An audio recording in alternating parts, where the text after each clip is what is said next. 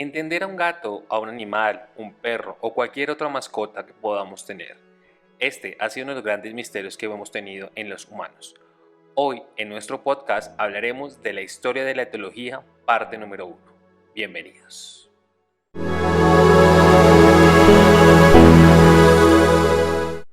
La etología es una ciencia joven y como tal se encuentra en periodo de formación. Sus tejidos se están estructurando, sus estructuras están formando especializaciones y el conjunto está experimentando un rápido crecimiento. Etimológicamente la palabra etología procede de las raíces griegas ethos, costumbre y logos, tratado.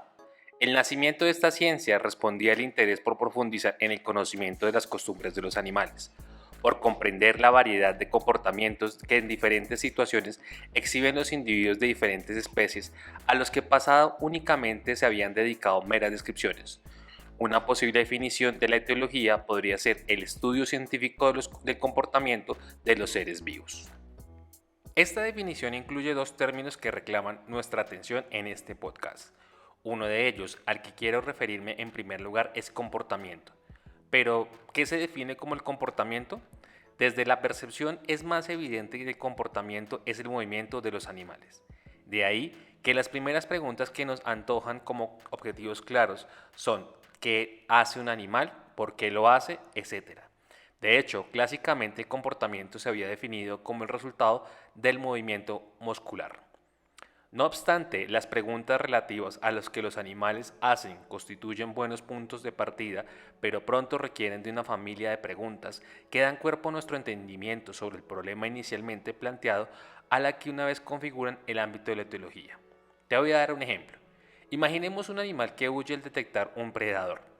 Ese comportamiento intuimos unos mecanismos implicados en la detección del estímulo y en la decisión de huir, así como los objetivos de sobrevivir. Podemos hacernos preguntas sobre los mecanismos, como por ejemplo, ¿qué modo percibe el predador? ¿Qué variaciones en esa señal producían la misma respuesta de huida? ¿O alguna diferente, como por ejemplo, seguir comiendo o incluso acercarse al estímulo? Podemos preguntarnos cómo aquel animal ha adquirido esa relación entre visión del depredador y respuesta de huida, la cual es obviamente valiosa desde el punto de vista de la supervivencia. Puede que necesite observar a otros comportándose para aprender cómo reaccionar el mecanismo o que puede reaccionar previamente grabada su comportamiento genético. Ya hablada esta breve definición de lo que puede ser etiología, vamos a profundizar ahora en la historia. Para poder profundizar en la historia vamos a hablar de esta en etapas. La primera etapa en la que vamos a estar mencionando es la etapa precientífica. El enfoque naturalístico a la comprensión del comportamiento animal debe tener una larga historia, o mejor dicho, prehistoria, para el hombre paleolítico y el cazador, al menos en su faceta utilitaria. La conducta de animales más o menos monstruosos o divinos fue también parte de varias mitologías de la antigüedad, en las que los sujetos en cuestión desarrollaron tan diferentes conductas como matar a futuros reyes, predar a diversos héroes o incluso pelearse con diosas humanas y ninfas. No obstante, la propia comprensión de la conducta animal tardó mucho en el hombre en planteársela seriamente. Para la mayoría de los filósofos grecolatinos, el hombre era un ente aislado y muy alejado de ese papel estelar. Los animales eran menos comparsa cuya conducta no merecía gran atención. Así, ni Heráclito ni los filosóficos estoicos precisaban en observar a los animales para exponer sus ideas sobre la conducta. Su sistema filosófico clasificaba a los seres animales como poseedores o no de alma y en ello radicaba totalmente la diferencia. Al no disponer de ese alma, los animales actúan irracionalmente. En palabras de Séneca, sin reflexión. Aristóteles reconocía a los animales con la capacidad de percepción, emociones, memoria, aprendizaje e inteligencia, y no era partidario de aquella clasificación dicotómica, ya que sus observaciones le habían convencido de la existencia de no solo graduales de los seres vivos. En su historia Animalum per Cereti Soa, el hombre se sitúa más allá de la escala naturae, aunque su percepción de capacidad intelectual no difiera intelectualmente cualitativamente de las otras especies. En la Edad Media europea no era precisamente tampoco observar a los animales para comprender su conducta.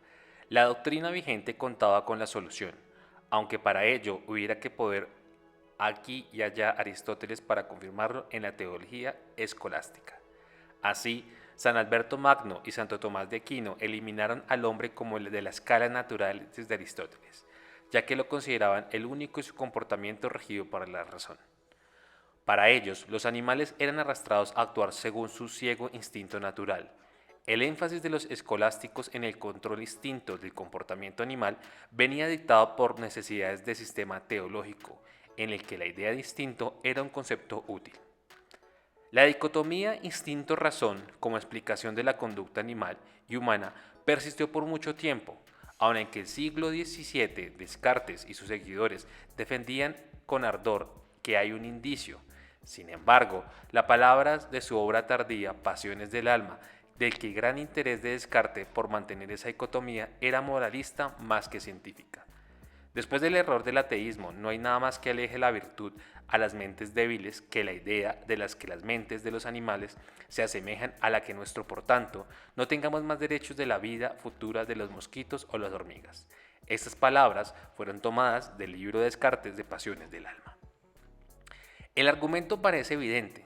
El sistema teológico propone al hombre como único ser capaz de distinguir el bien del mal mediante el uso de la razón.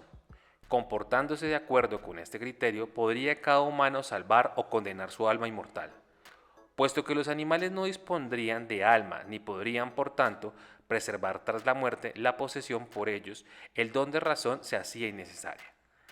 Los animales se limitarían a obedecer maquinalmente a su instinto donado a cada individuo por un creador, instinto por el cual se garantizaría su supervivencia.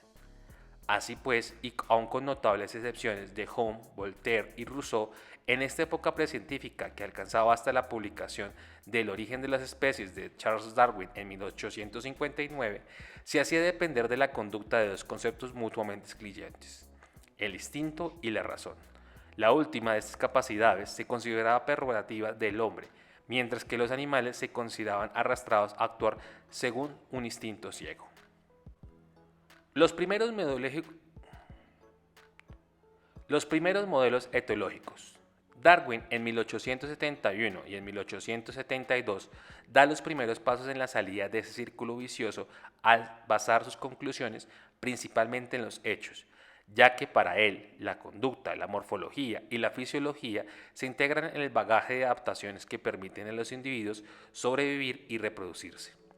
Además, al desecharse en la propuesta evolutiva la idea de discontinuidad en la evolución de la mente, no se precisaba ya a tomar al hombre como referencia, ya que se suponía también su comportamiento derivado del que mostraban sus antepasados los animales. Especial interés tienen para Darwin los procesos de comunicación a los que dedica el libro La expresión de las emociones en el hombre y en los animales. Asimismo, la conducta reproductiva es parte integrante del proceso por el formulado de la selección sexual, dependiente de la competencia entre machos y de la elección de estos por las hembras.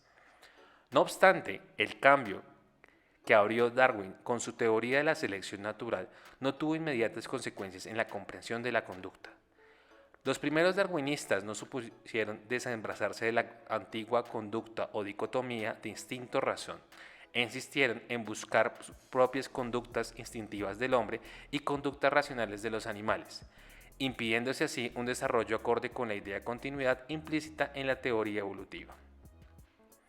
Interesado en el proceso de evolución, Whitman en 1898 en Norteamérica encontraba un apoyo en la teoría de Darwin y dio los primeros pasos para la comprensión biológica de la conducta, al demostrar que el comportamiento que él llamó instinto había de desarrollarse de forma acorde con las estructuras morfológicas, lo que expuso en su meticulosa obra póstuma sobre el comportamiento comparado de diversas especies y razas de insectos y palomas. El continuador de los estudios de Dickman, su discípulo Craig, en 1918, también en Norteamérica, puso el primer modelo teórico sobre la estructura del comportamiento. Según Craig, una parte de la conducta, el comportamiento repetitivo, sería variable, flexible y de búsqueda de otra parte, el acto consumario. Sería finalizadora de consecuencias de estructura física fija, innata y se realizaría en respuesta al estímulo hallado. Si este interesante inicio de los comportamientos murió sin apenas ningún eco. El comenzado en Europa por Heinroth y su discípulo Konrad Lorenz marcó el hecho del nacimiento de la etiología. En su tratado sobre la conducta de patos y gansos publicado en 1910, Heinroth utiliza por primera vez el término etiología, en su significado moderno demostrando la existencia de cadenas de actos de comportamientos fijas y de características de cada especie. Además, en su intento por aislar el comportamiento innato aprendido, Oscar y Magdalena Heinroth realizaron muchísimos experimentos Kappers-Hausers, en los que se crió numerosas especies de aves en aislamiento privadas de toda influencia de los progenitores naturales. Sus resultados publicados en sus 4 volúmenes Aves de Centroeuropa entre 1924 y 1928 fueron una revelación para muchos zoólogos y constituyen el comportamiento y el comienzo de los estudios etológicos. Llaman a este punto la atención en que la etología no naciera en el seno de una institución científica o universitaria, sino que curiosamente el paralelismo con la elaboración de la teoría evolutiva de Darwin fuera más bien el resultado de la actividad de Oscar Heinroth, director del Acuario de Bernil, en el cual igual grado del esfuerzo sobrehumano con su esposa Magdalena Heinroth, criando una gran cantidad de variedad de especies para su observación. La entusiasta respuesta de la aparición de aves de Centroeuropa por parte del joven médico Konrad Lorenz, por entonces estudiante de zoología en Viena, sería el inicio de 10 años de intensa relación, en el que en continuo intercambio de ideas y observaciones entre él y Heinroth tendría compulsiones científicas. De este modo, inmediatamente después proceden las teorías sobre el mecanismo desencadenante innato, la ley de suma heterogénea de estímulos y la ley enérgica de acción específica, así como la profundización del fenómeno de impronta. En este desarrollo tuvo gran importancia la relación de Lorenz entre los zoológicos de Uxklub y Eau Claire, Ebon Hoyts, Assiet y con el anciano Craig, cuya obra y la obra de Whitman llegó a Lorenz por azar. El mecanismo desencadenante innato de Lorenz entre 1937 y 1950 supone que en determinados estímulos de signo y estímulos externos desencadenan pautas fijas de conducta. Ejemplos frecuentes aducidos en apoyo del modelo han sido la evitación del precipicio visual en sujetos no experimentados de pollitos, corderos y niños que publicaron los estudios de Gibson y Gall en 1960. El picoteo preferente por pollitos a fotografías de esferas iluminadas en parte superior, es decir, su apariencia tridimensional, el ataque de pez espinoso a modelos de vientre rojo, o el petirrojo a plumas rojas o por el pechizul hacia plumas azules fueron de los estudios más importantes mencionados en esta época de la etología. Un importante matiz al modelo mecanismo desencadenante innato es que con frecuencia las señales, aunque simples, deben guardar determinadas relaciones espaciales, es decir, deben funcionar como estímulos configuracionales. Por ejemplo, el color rojo desencadenante del ataque del pez espinoso debe situarse en la parte inferior del modelo, o a la petición de los alimentos por los pollos de mirlo se hará hacia la cabeza del estímulo, es decir, hacia la parte guarda una determinada relación configuracional de tamaño con el cuerpo y del estímulo. La especificidad con que un estímulo y un signo concreto desencadenen una pauta fija de conducta se interpretaba como resultado de mecanismos nerviosos en relación a la respuesta concreta, mecanismos que detectarían la presencia de un estímulo configuracional determinado y actuarían a la respuesta apropiada. A estos mecanismos se les denominó mecanismos desencadenantes innatos. El modelo de energía de acción específica supone las pautas fijas de conducta y se asocian con el tiempo en grupos a un más alto nivel, siéndose que en cada uno de grupos activados por un factor interno en concreto en el sistema nervioso central, factor que representaría la acumulación de energía de acción específica para grupos de pautas de fijas de conducta que dependieran de ese factor. Las analogías que más influyeron en la difusión de este concepto fueron el modelo psicohidráulico de Lorenz de 1950 y el modelo jerárquico de Timberlake en 1951. Según el primero de estos modelos, tras la realización de cierta agrupación de pautas fijas de conducta y la descarga de su energía a su servicio, este comenzaría a acumularse de nuevo como las gotas de agua hacia la deposición. Como resultado de la presión de agua acumulada, la energía es acción específica sin liberarse sobre la válvula de salida y el peso abriendo las válvulas, los estímulos, signos específicos desencadenarían aquella agrupación de conductos. El modelo jerárquico de Tinbergen propone la existencia de centros instintivos organizados según la complejidad jerarquizada. Por ejemplo, el tan estudiado pez espinoso existiría un centro del instinto reproductivo compuesto a su vez de varios instintos de nivel de complejidad inferior. Cada uno de los centros subordinados, por ejemplo, el centro de la territorialidad se compone a su vez de centros distintos más simples, el centro de nidificación, el centro agresivo y el centro del cortejo, etc. Según este modelo, existirían bloqueos e impedimentos al flujo descendente de la energía de acción específica entre los centros. Mediante la acción de los estímulos adecuados, se eliminarían los correspondientes bloqueos, activándose el mecanismo desencadenante innato correspondiente al estímulo y fluyendo la energía, que liberaría la razón de los actos. El concepto Umwelt, desarrollado por Ivan Eccles en 1921, representó también una importante síntesis.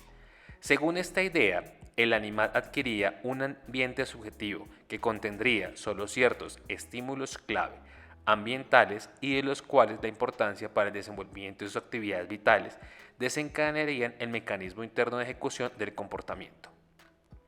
La ley de suma heterogénea de estímulos, planteada por Seitz en 1940, propone que allí es donde más de un estímulo signo, desencadenan una respuesta. Sus efectos combinarían en forma aditiva. Así, un pez espinoso con vientre rojo y postura vertical con cabeza hacia abajo desencadenaría más ataques que un pez con vientre igualmente rojo en postura horizontal. Fue también Lawrence en 1935 quien propuso profundizando el fenómeno ya anteriormente mencionado, aunque no comprendido de la impronta que los animales formaban preferencias sociales, sexuales, duraderas y funcionales en su etapa adulta, a través de la estimulación en periodos críticos de desarrollo, principalmente en los estadios infantiles. Asimismo, el intento de comprender la estructura temporal del comportamiento se trataron de identificar los grupos de actos relacionados causalmente por su cercanía en el tiempo. Del análisis del comportamiento de peces, urodelos, gaviotas, mediante la aplicación de técnicas matemáticas desde el mero cómputo de frecuencias del análisis factorial, las relaciones de precedencia entre actos llegó a concluir la existencia de agrupaciones de actos a causas internas. Finalmente, si hoy nos parece algo obvio que para comprender el valor adaptativo de la conducta de los animales, la han de ser estudiada en sus ambientes naturales. Fue Tinbergen, a partir de 1938, quien más influyó en la aceptación de este método. Bien, hemos llegado al final de nuestro podcast. Te agradecemos todo el tiempo que te has tomado para escucharlo completamente. No olvides esperar nuestra segunda parte y dejar comentarios e inquietudes que puedas tener frente a la temática. Nos veremos en una próxima ocasión. Hasta pronto.